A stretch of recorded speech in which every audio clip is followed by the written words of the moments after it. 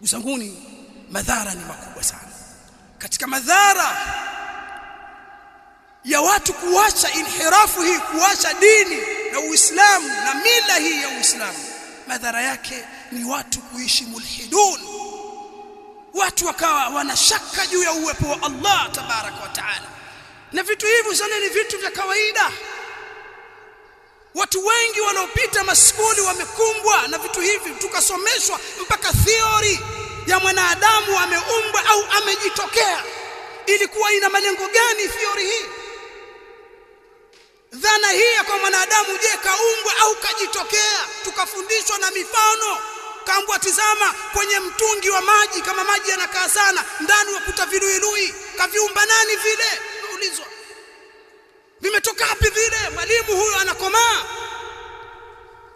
Tukafundishwa mwanadamu huyu mwanadamu asili yake alikuwa ni sokwe au ngedere au nyani, alafu akaadvance toka alikuwa na magoya, kainama kakita miguu, akenda mpaka simama. Na vitabu watoto wakachorewa kabisa, watoto wakajazwa hivi vitu. Huu ni mtaala, msizania haya ni mambo watu waliyeeka tu kwa bahati mbaya. Walikuwa na malengo, watu wakawa na shaka juu ya uwepo wa Allah, wakawa na mashaka juu ya muumba Allah tabaraka wa taala. Je, wao wameumba au wamejitokea tu?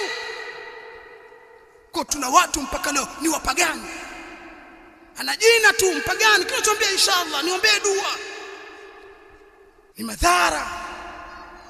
Lakini katika madhara ni kutokutabikishwa sheria ya Allah tabaraka wa taala katika ardhi.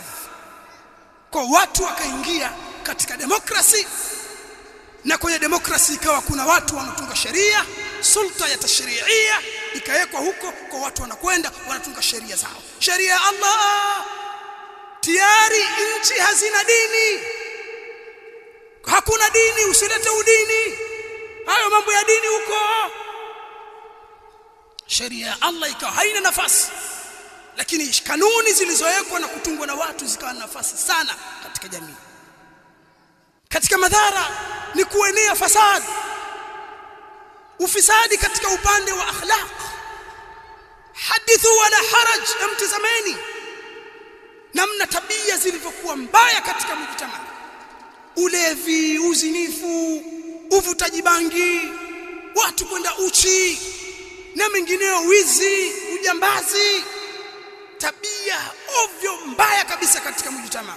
Madhara yake ni hizi: fikra mbalimbali na mila mbalimbali zisizoendana na Uislamu zilipoingizwa kwa watu.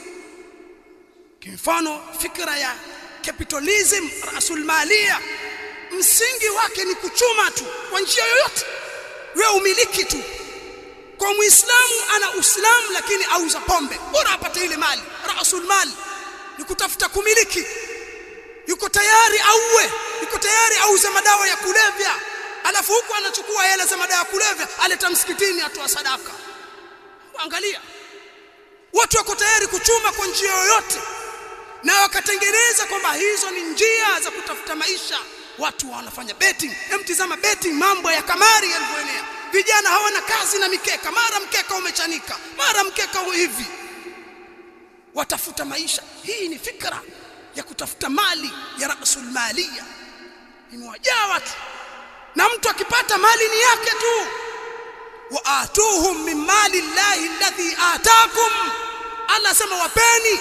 Ni kuwazungumzia wale watumwa wanataka kuandikishiana na bwana zao ili wajikomboe. Wapeni mali za Allah, hizo ni mali za Allah, Allah amekupeni. Huu ni mtazamo sahihi wa Uislamu, haupo katika fikra hizo.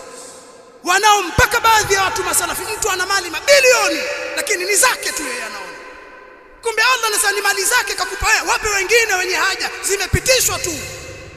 Lakini nadharia hiyo, mtu atachuma, atajilipikizia, ana akaunti 7 10, hela zimekaa huko. Watu wana haja za kimsingi, chumeni, fanyeni kazi. Wengine wakaona kufanya kazi ni kukatika kiuno. Yaani unaona wewe kazi ya kukatika kiuno ndio kazi sana kwa wadharau watu. Ukakatika kiuno juu ya mjukwaa ukapata hela, ndio kazi kubwa.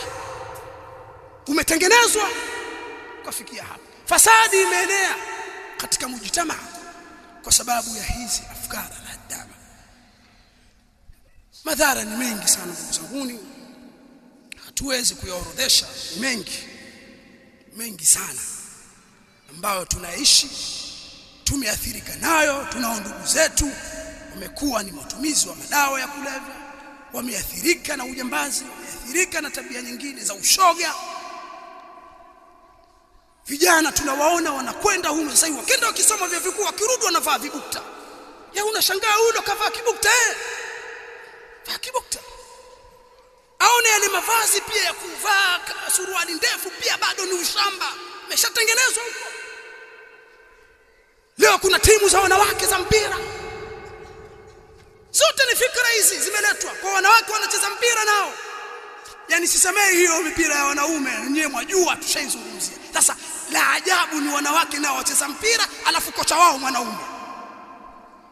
Yani yule mwalimu wa mazoezi pia wanawake mwanaume. Tena kocha wa timu ya wanawake mmoja nilikuwa namjua ni Muislamu wa Tanga. Alafu kocha mkuu wa timu ya wanawake Tanzania. Hebu tazama jamii ilipofikishwa. Madhara yake